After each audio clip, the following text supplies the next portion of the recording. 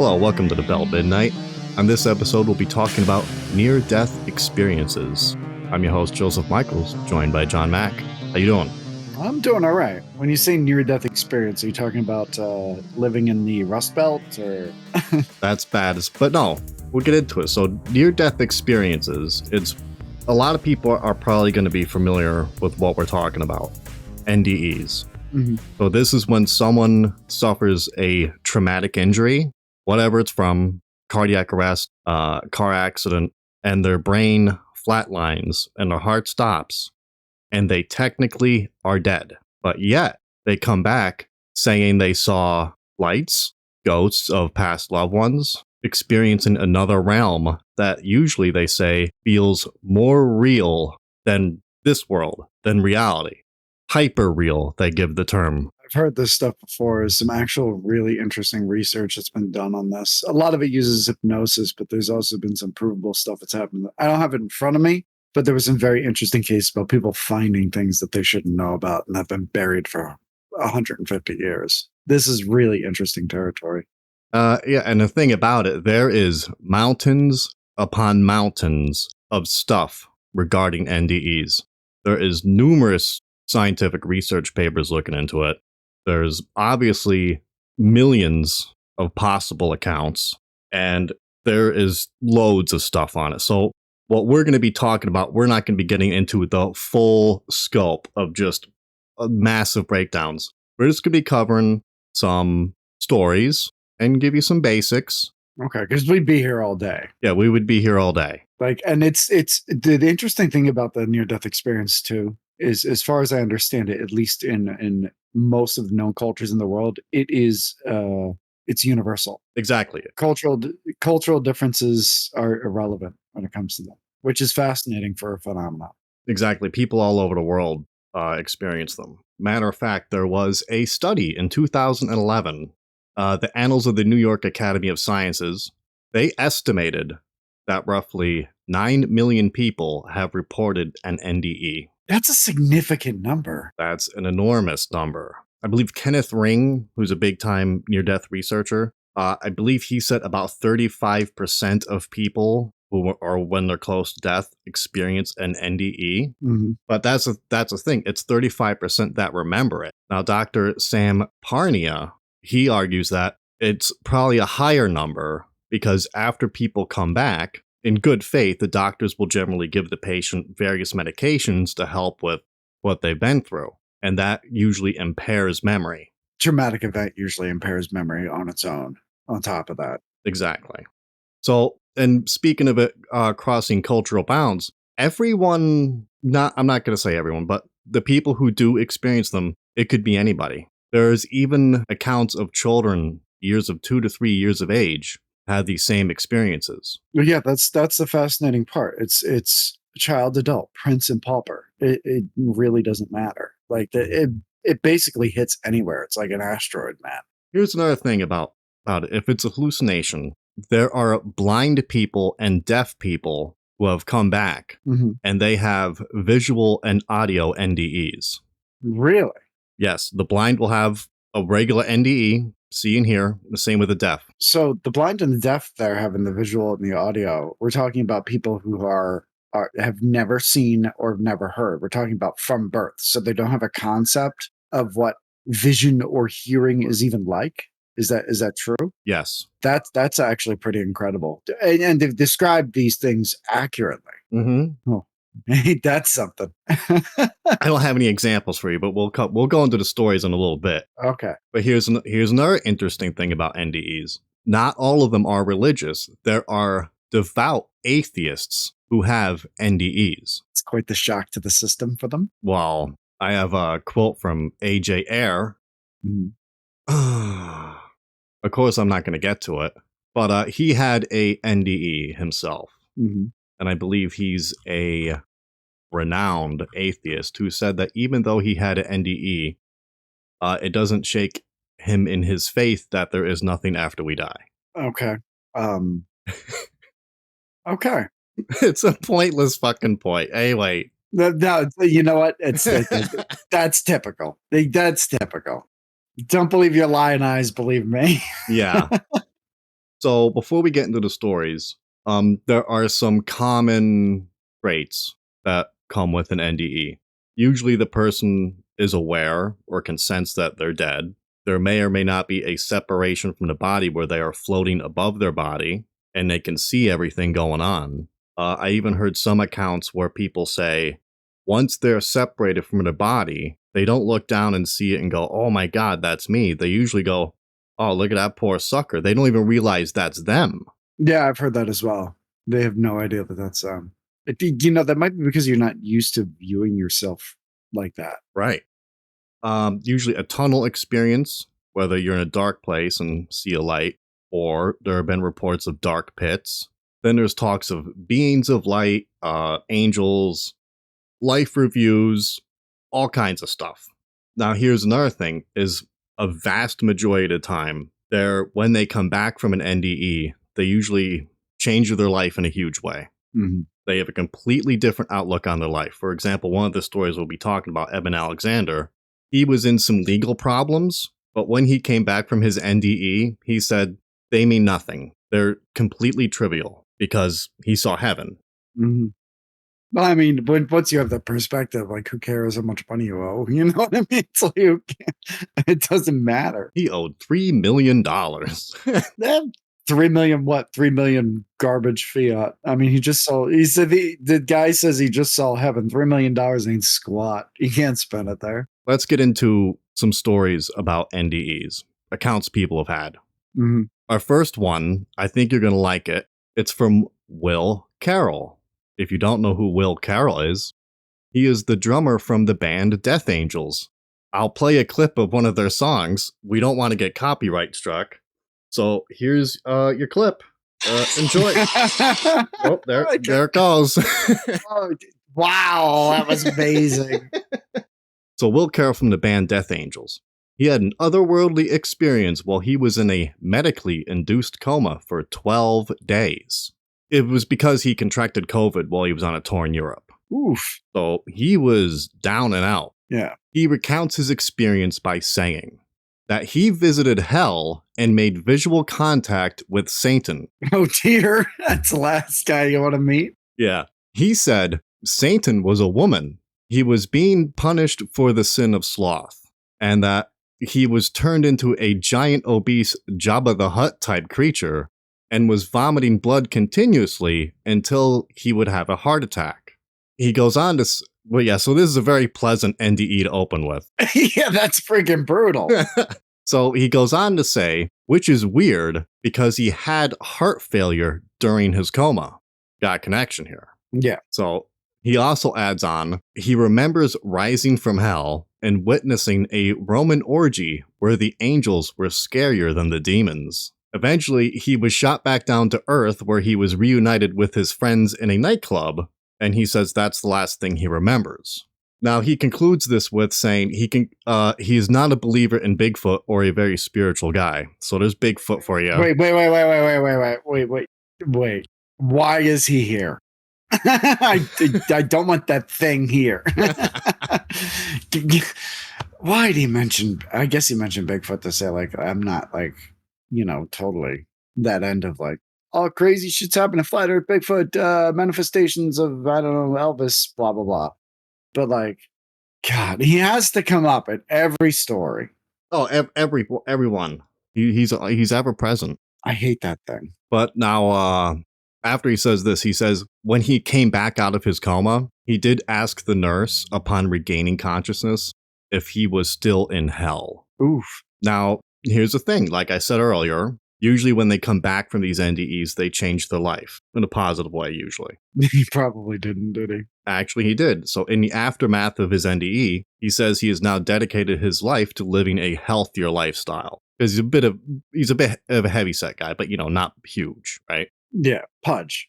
That's from the article Loudwire, if you care. Well, that was accusational.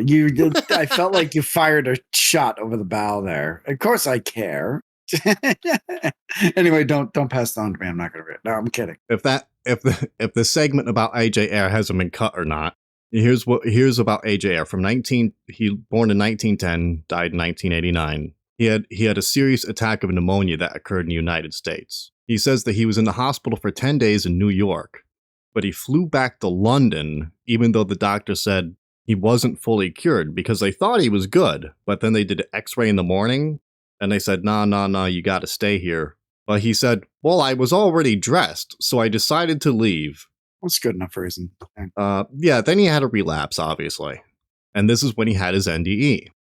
Oh, that's his quote. Good, I found it. But his NDE, he goes on to describe, he was flying around the universe or something, and he found two entities that seemed to be micromanaging the fabric of reality, and he watched them while they worked, and he tried to talk to them, but they either ignored him or did not understand him. That's so bizarre. And then they left. They just left him there floating around. Mm-hmm. He then said he tried to get their attention again by swinging his watch around, but they didn't come back. And then he woke up. That's so weird. And here's his quote. My recent experiences have slightly weakened my conviction that my genuine death, which is due fairly soon, will be the end of me, though I continue to hope that it will be. They have not weakened my conviction that there is no God. So he believes in what he saw, but he doesn't believe in any kind of... I just have some problems. It doesn't matter. It's obviously up to the individual, but it seems like it's kind of a problem when you believe that what you saw was accurate and that wasn't something brought on by chemicals in the brain. It wasn't brought on by, basically the neurons in your brain going haywire or any of the other explanations. And then you can see something which would in any way you look at it would be classified as something supernatural. And then to turn around and say, well, I guess that's it. Like, it almost seems like there's this block in the mind where it's like, I absolutely cannot accept. Like, it's like seeing the beginning stages of some kind of chemical reaction.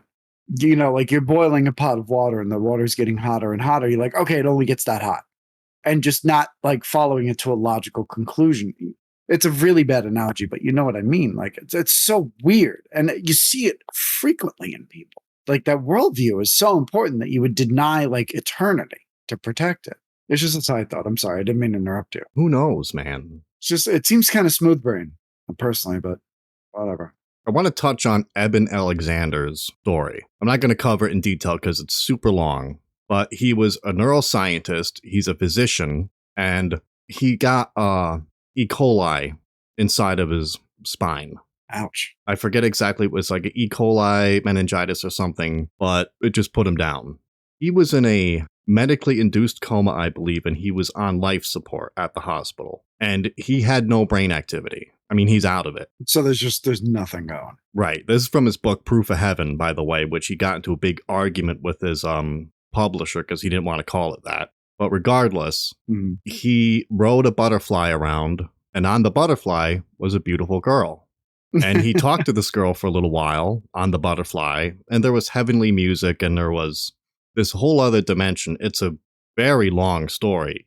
He says he felt like he maybe spent a millennia in this place. But eventually, when he's recovered, he's curious who the beautiful girl is. That was on the butterfly. He thought it was his guardian angel. Okay. When looking through old family photos, so the thing is, he was adopted. Okay. And his parents, before he was adopted, his parents had a girl who died, but the little girl died before he was adopted. And she was in a family photo. And he recognized her as the girl on the butterfly. In heaven. It's simultaneously heartbreaking and also feels, it's nice. But now the thing is, a lot of people question his story. For example, the Dalai Lama himself isn't into it. The reason is because of Eben Alexander's past. He has a lot of medical malpractice suits against him. Uh-oh. He's got some human centipedes in his past. He did a work on a guy's spine. It was a farmer who had all kinds of back pain, but he messed up the discs he was supposed to work on. Mm-hmm. So instead of coming clean about it, he's like, I could give you another surgery and I'll do it for free if you don't say nothing. So that didn't look good. I just want to note for the viewers too that I can't confirm anything about this necessarily, but there were several news reports just for some background on the Dalai Lama himself, lives a very lavish lifestyle in a place that has extreme poverty and famine. There have been reports that the Dalai Lama has, again, I can't confirm the authenticity of this, so take this with a grain of salt. I encourage anybody who's out there who wants to look up the Dalai Lama. But there was an account that was given by a reporter where the Dalai Lama has a Mercedes he drives on a courtyard of his installation. Nice. Yeah, the Dalai Lama is a religious leader, but he's, the various incarnations of him are worthy of some scrutiny, I would say. You saying that's suspicious? I would say that there is some very interesting information out there in regards to the Dalai Lama. And I would encourage anybody to go on a learning expedition to find out for yourselves. Remember, knowledge is power. Well, I'll explain what happened there. Okay. You know how the Dalai Lama is reincarnated over and over and over again? Supposedly. He's just carrying his 401k over. Oh, every man needs a retirement. And when you have to account for all those lives, I mean, you need a big retirement and a security detail and a Mercedes. Where were we?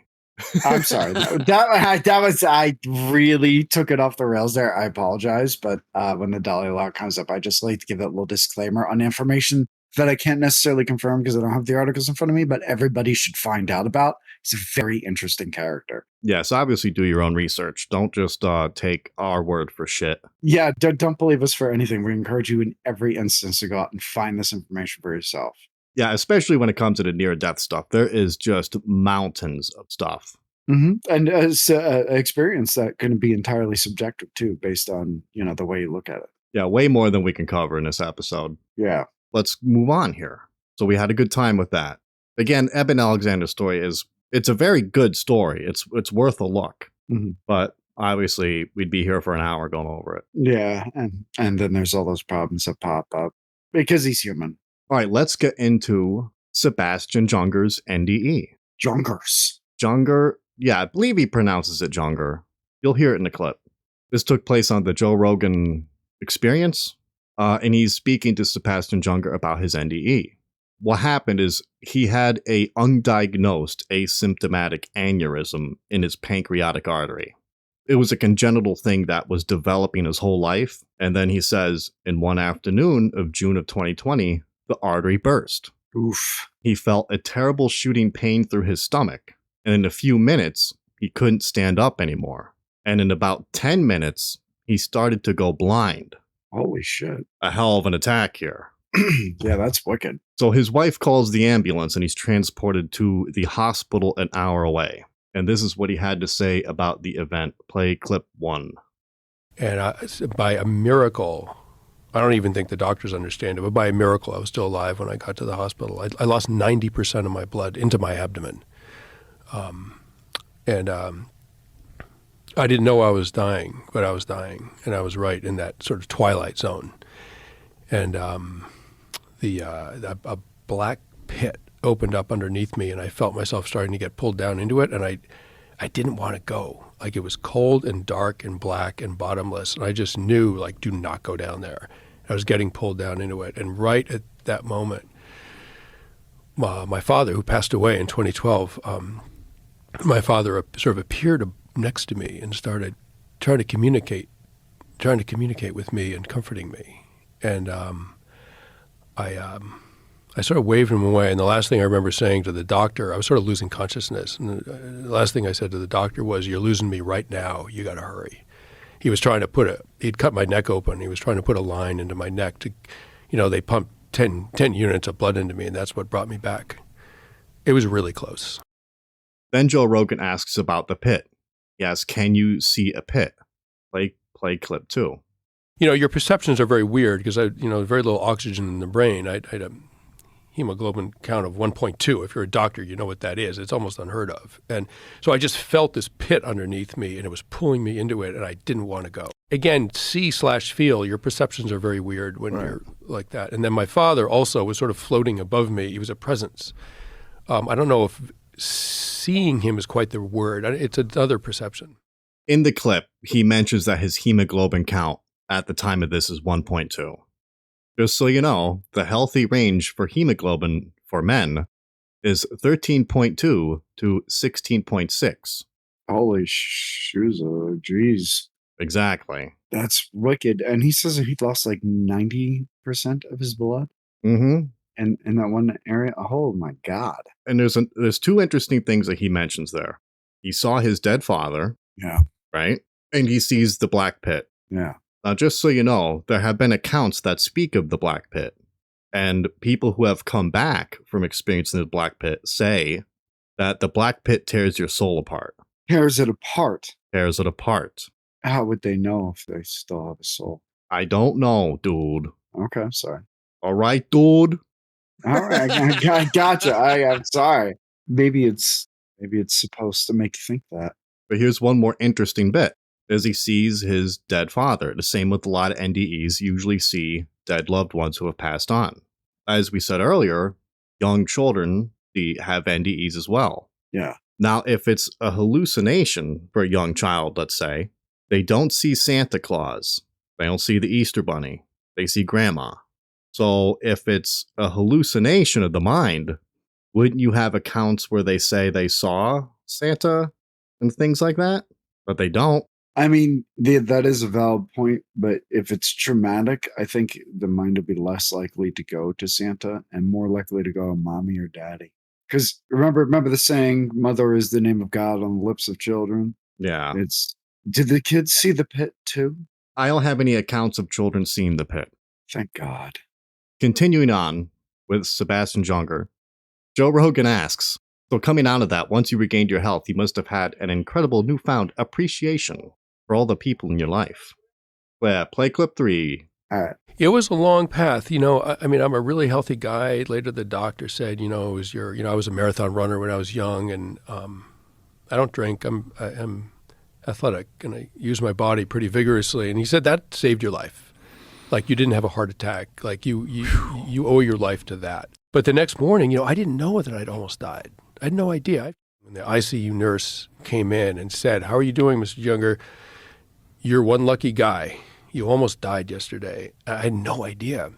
Interesting. And that's the thing about it. He had no idea he was going to die. Yeah. So his mind didn't have time to preempt or preload an NDE for him. That's interesting. Now here's what he says about that later in the interview. Play clip 4. I've just started doing some research into this, and the visitation by dead ancestors is very common for people. And often, there's all kinds of reasons that you might hallucinate when your brain's low on oxygen.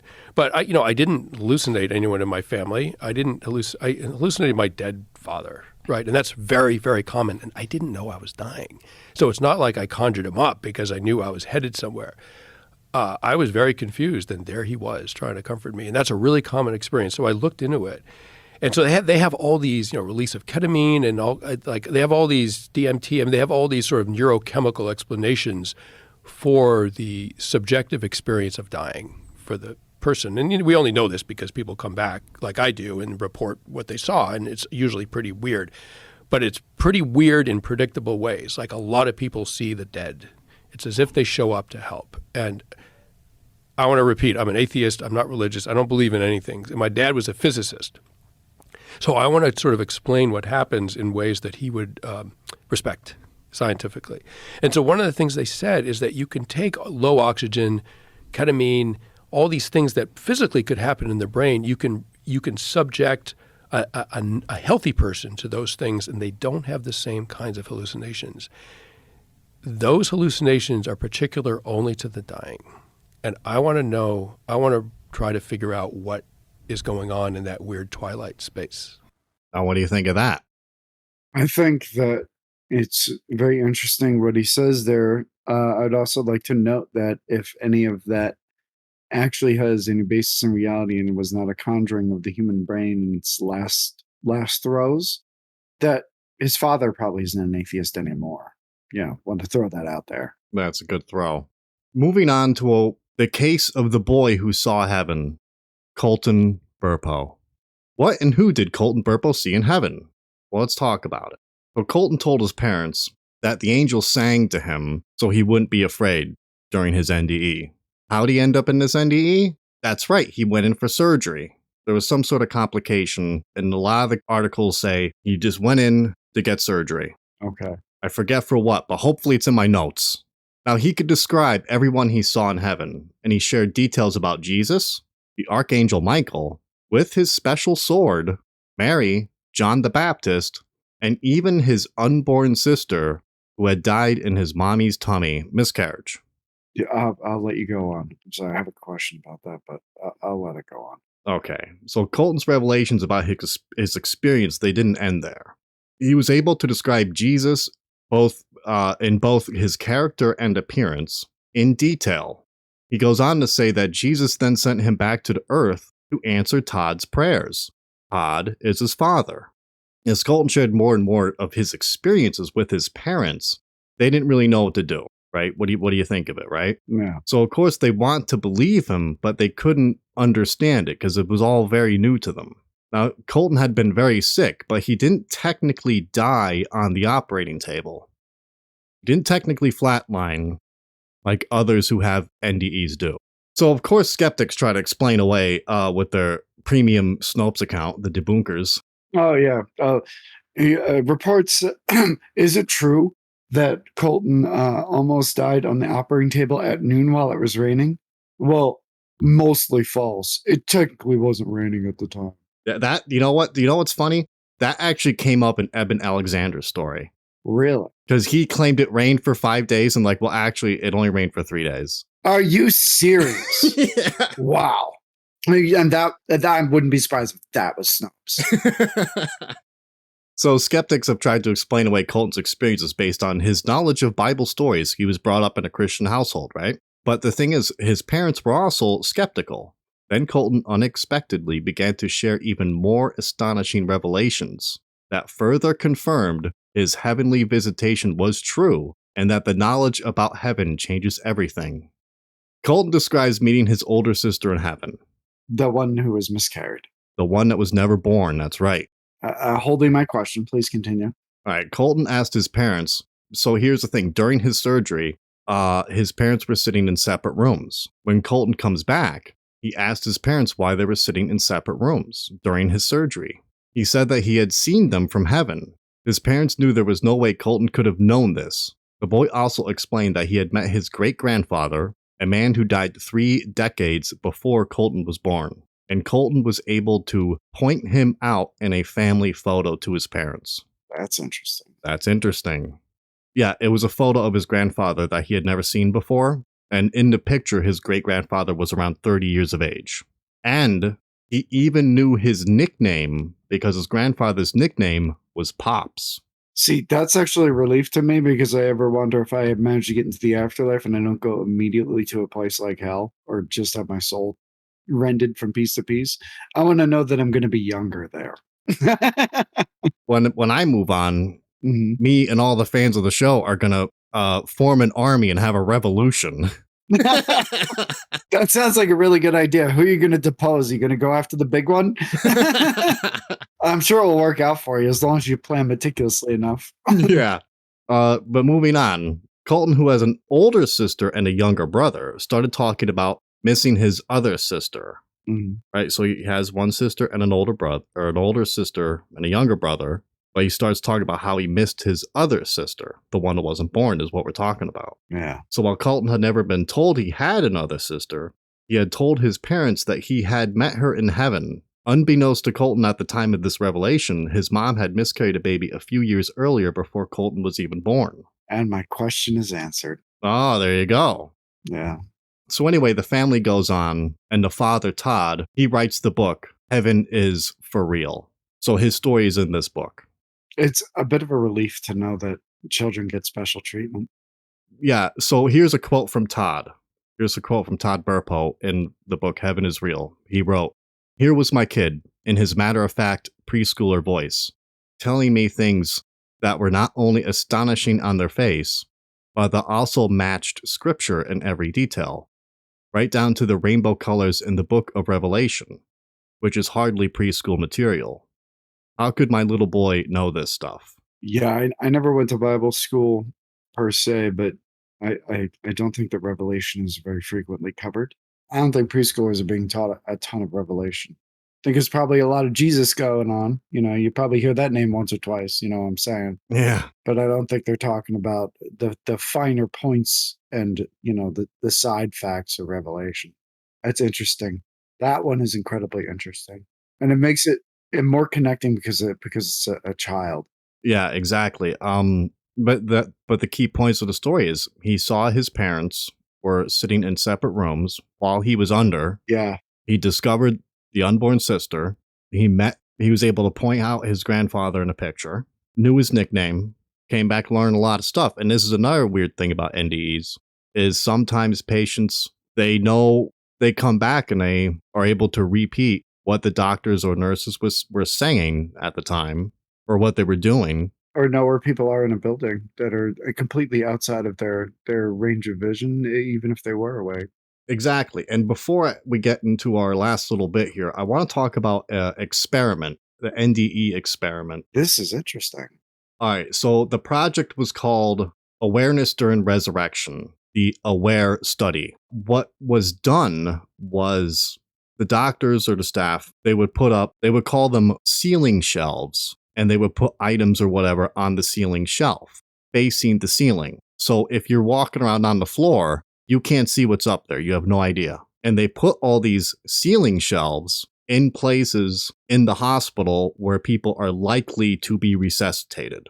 And then after people are brought back, they're given a questionnaire and they're asked if they know what's on that shelf. Pretty good. Pretty clever, right? Yeah, not bad, because the stories all have people just kind of like hanging around, floating around, noting the surroundings of the room, paying enough attention to notice the details on people's faces. You'd think that, they'd be able to pick up what's on the shelves. Out of 2,060 cardiac arrests, 100 of 140 cardiac arrest survivors would complete the questionnaire. Of these 101 patients, 9% could be classified as near-death experiences. Okay. Two more patients, 2%, what are we doing, describe seeing and hearing actual events related to the period of cardiac arrest. So again, they're telling you what the doctors were doing, what was going on. But could they see what was on the shelf? Mm-hmm. Most patients said, I was too interested on what was going on with my body to be looking around at that stupid shelf. that seems fairly accurate, yeah. It's like a train derailing and you turn around and go, that guy didn't use his turn signal. Right. So the first one was done, it was launched in 2008. That was the first Ayer study. It concluded in 2012. They did it in 15 medical centers in the UK, Austria, and the US. Now, 2016, they did the Ayer 2 study. And again, similar results, right? No one knew it was on the shelf because they were doing other stuff. And the shelf thing requires them to have the out-of-body NDE, not the tunnels, not the pit, not the light, not Jesus, not granddad, but the one where they're out of body and floating around the room. That's what this particular experiment requires. Yeah. The people that were experiencing NDEs, they just weren't having that particular NDE. Yeah, because there are a couple different forms that you hear about. So again, nobody knew it was on the shelf. Yeah. Before we get into our last little bit here, what do you think so far? What do you think? Real or not? I'm not really an accurate, as far as it comes to the NDE experience, I'm not really an accurate judge of that. I will admit I have some pretty heavy biases. I've told you before that my belief in the supernatural is not a belief. It's like I know a fact. I have had things happen. When you physically see something as a child in an element, we've had no exposure. I've never watched horror movies when I was that little. I was 4 years old. Or no, three or four. And never think that. And you see something and feel something so visceral and everything like that. This stuff has never been in question to me. And I'm actually kind of jealous of people that have faith, because I find having faith in something based on your belief system to, in a way, kind of be more noble. It's the conundrum to get to something on your own rather than just being told it. When it comes to NDEs, like for me, that kind of stuff is not out of the ordinary from what I've seen. And that's a problem with everything we cover too. Everything we cover is not out of the realm of possibility because of this. And what I've seen is rather mundane, mundane in the supernatural sense, but it also opens the door for everything. Because if that's possible, what's not possible? And when it comes to NDEs, there's just there's so much across so many cultures. I mean, we're talking about people with entirely different belief systems, seeing things that are, maybe not the same, but are remarkably similar. At least the structure of it. Of course, the finer details, they seem like they're fine-tuned to the mind or the perception that's picking it up. Because, as you would convey a message in a different language to different people who speak different languages. But the message remains the same. It's just the language you translate it to that changes. I don't know. For me, I find a lot of this stuff convincing. There's going to be skeptics who are going to say, well, NDEs are caused by chemicals in the brain. It's like he was saying in the one clip. It's like, talk about DMT, talk about this, talk about that, talk about trauma, talk about neurons, talk about, the way the brain stores memories, death throes of the brain, blah, blah, blah, blah, blah. There's always an explanation. I worded this once before to someone when I was talking about this kind of stuff. And it was, if this was a murder trial and you didn't have anything concrete, you didn't have literally a smoking gun with the criminal's name on it and him standing over a body in a video, not just a picture, in a video that was obviously unedited, that was recorded by a member of the jury, like an absolute concrete fact. But you had such a mountain of circumstantial evidence that spreads out over such a wide range. You would be entirely comfortable sentencing that person, provided you agreed with it, to the death penalty. Because you'd be like, this is just too much. It doesn't matter that there's not like this super, super scientific fact.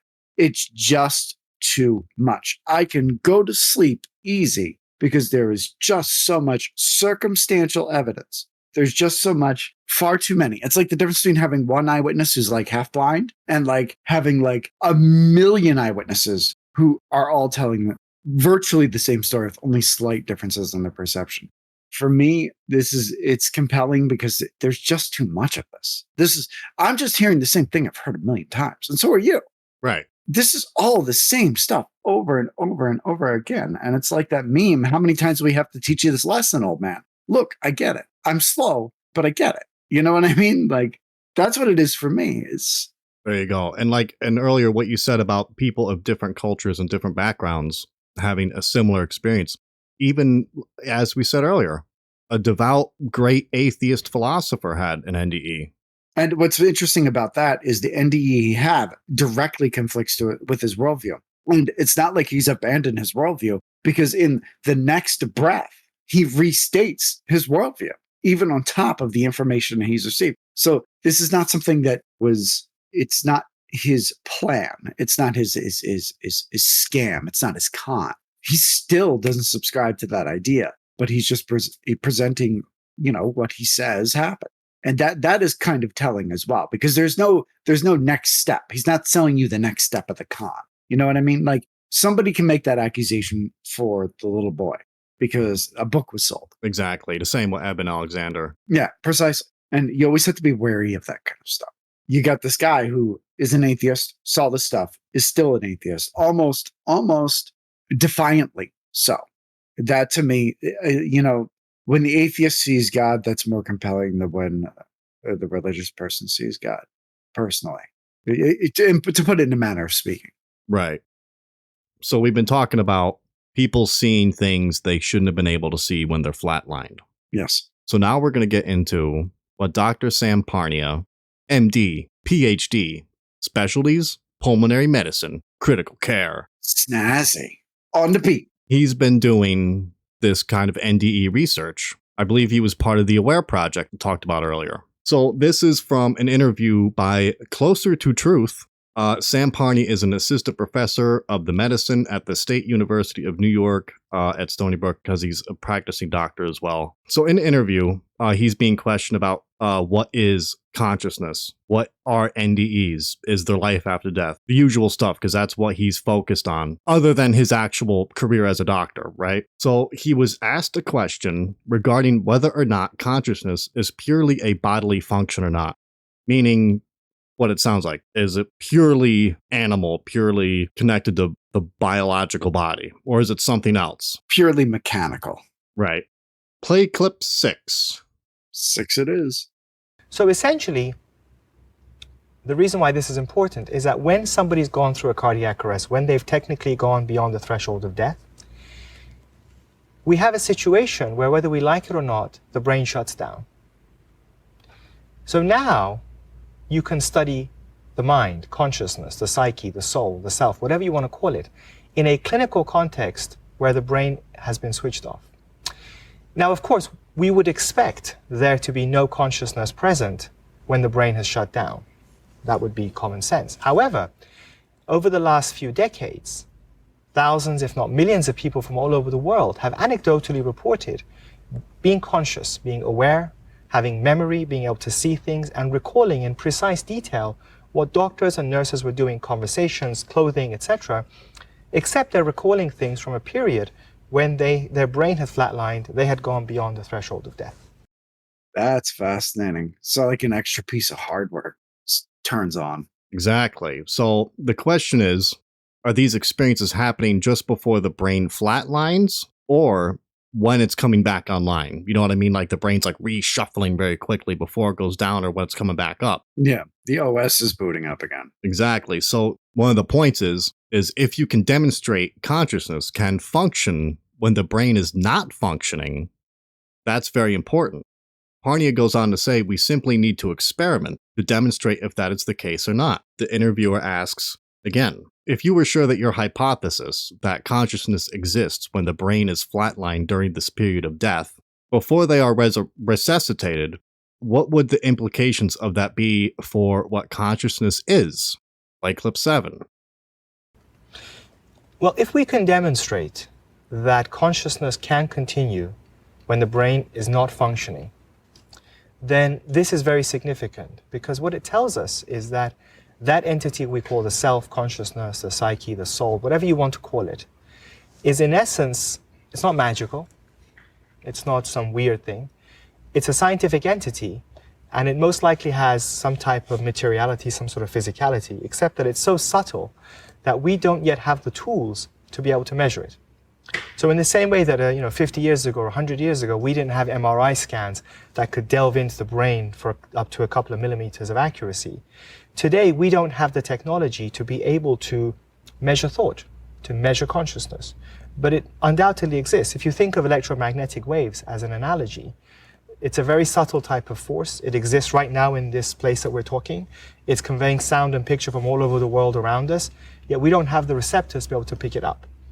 But it is very similar to consciousness because it conveys sound, pictures, memories, all the rest of it, right? So essentially, if this is proven through science, that consciousness can exist independent of brain function, what it simply tells us is that the brain is vital, but it is not the producer of consciousness. The brain acts more like the TV set. If we were to take a TV and put it here right now and switch it on, we'd see all kinds of sounds and pictures. But it doesn't mean they're being produced by the TV set. They're coming from somewhere else. Nice. That's my jam right now. He's talking about the wireless router brain. Yeah, and in case people aren't familiar with what you mean by that, it plays into the holographic universe theory. It's pretty interesting. Go look it up. Well, what I'm specifically talking about is all your important information is stored off-site. Exactly. The body is just a wireless router. And it's not because this place is in a video game or any other bullshit. Well, I'm not going to call it bullshit because I like to avoid doing that. That's not simulation theory, holographic universe theory. Oh, You need to get up to date on your theories. I'm having some trouble keeping up. I can't decide if my flat Earth is hollow or not. Well, what is it? Flat like a piece of toast or something? What is there, butter on the other side? No, it's a turtle. It's a turtle holding up the world. And furthermore, if it's flat, where the mole people live? Yeah, where would the mole people live without it if it wasn't hollow? I like how you think it's a turtle. So it's a turtle and 4 elephants holding it up like a Discworld. Yeah. Or what was the one with the one depiction with the Greek god holding it up? I can't remember. But Oh, Atlas? Oh yeah, Atlas is holding it. But he's holding up a round Earth. It's not flat. Well, obviously, the ancient peoples are going to have some misconceptions about the way things work. They might have got the Atlas part right, but they didn't get the flat and hollow Earth. Yeah. Hey, if the Earth's not flat, why? Wait, I forget the quote. What are we even talking about? I don't know. We got on that absolute interesting subject. I think we killed his clip with that. Yeah, sorry, my bad. But yeah, no, what he was talking about was that consciousness. It's like the TV, the great analogy he gave of a TV set receiving a signal, right? Yeah. The interviewer goes on to ask in another part of the interview, where he wraps it up pretty nicely. He says, if consciousness has a materiality to it, isn't it impossible for it to continue? Right? So he's going back to it's linked to the body. Mm-hmm. So here's what Dr. Sam Parnia says. Play clip 8. My point is that what I'm able to comment on is what we have evidence for which there is data, that there have been research studies carried out, and that I can at least give you that. I'm not interested in my own personal opinion. It doesn't matter. I'm like no different. It's only what the evidence shows. So the evidence that we have so far can enable us to make a comment up to the first few hours after death, and we can say that consciousness continues. After that, I don't know what happens. Consciousness, the self, the psyche, the soul is such a mystery that we just don't know. And whatever we say would be personal opinions. Some people may say, well, I believe it must disappear. I can't say anything about that. And there are others who may conclude, well, look, if consciousness could continue for hours without brain function, I don't see why it would disappear suddenly a minute afterwards or after a period of time. I don't have the answers. That's a fairly fair and balanced take. Yes. I really like that. I like his way of presenting information. Yeah, he has some good presentations and stuff. You can check him out. Dr. Sam Parnia. But before we wrap it up, I wanted to talk about one more story that I was desperately looking for. It was covered on the news and everything. I just couldn't find it. It was like it was scrubbed off the internet or something. But people listening to this, they may hear the story and it may sound familiar to them. And they may have heard it before. But it had to do with a Satanist who had all his tattoos, his pentagrams, and all his Satan stuff. Yeah. I think he had a drug overdose. A Satanist had a drug overdose? Weird, right? And he passed out on the street. So, of course, people see it. They call an ambulance. EMTs show up, start trying to resuscitate. He talks about his NDE, where he went to hell. He said it was fired and all the stuff. He saw his God then. Yeah, he saw his God. But he said that while he was falling through like this realm of fire, a white light started to shine and he could hear prayers. And an angel came and pulled him up and out of it. He wakes up on the street. Yeah. Here's the thing. A passerby who was like a Christian missionary, knocking on doors and whatnot, saw the EMTs working on him and came over and started to pray for him. And that's when he came out of hell. So wow, the implications are very interesting. Now, when he woke up, he had no idea that he was still like really out of it, But later on, he learned that's what happened. And after that, big changes. Had all his Satan tattoos lasered off, and he became a devout Christian after that. And I could not find it for the life of me. For anybody who's listening, if anybody's listening, for anybody who's listening, if you happen to come across that, just try to post some information or something like that. I probably got it entirely wrong. I probably dreamed it up. It was a fever dream. He was on a bender. Yeah. No, but if you know of a story like that, let us know, because I find that one interesting as well. The implications of that are incredible. But yeah, so obviously, like I said, there's absolute mountains of stuff when it comes to near-death experiences. Oh yeah, you can go on forever. There's treasure troves of loads of stuff, incredible stuff. So obviously, we don't want to get into everything we could find for the show, or to be 9 hours long. But yeah, just a quick little, bite to whet the appetite, maybe if you haven't heard it before. It's always with NDEs, it's always really, really cool stuff. It's like that and the, well, I won't go into that, but with the NDEs, it's fantastic. It's very interesting. And it's the little side information, like the miscarried sister and stuff like that. I love that stuff. And even if you don't believe any of this, it's always, at the very least, it's really fun and sometimes goosebump inducing stuff. Right. Ghost story time. Yeah, exactly. But yeah, that was pretty good. And it's also an area of interest for me. I've always had an interest in the NDEs and the, anything that transcends the human body, essentially. But personally, the NDEs and that multiple lives thing, right, that stuff is always gets crazy. And there's always, there's a mountain of bullshit when it comes to this stuff. Oh yeah. But then there's always a couple. There's a couple that are really, really good. Yeah, definitely. But yeah, so that's it for the NDE episode. But like you were saying earlier about the multiple lives, the reincarnation. Yeah. I think I'm going to cover that next episode. Oh, you're getting into a big one there, buddy. That's a big piece of pie right there. You know what's messed up? Because the reason I started this episode because I was looking for that Satan story that I just told you. Yeah. There's a particular reincarnation story I'm looking for that episode, and I bet you I won't find it.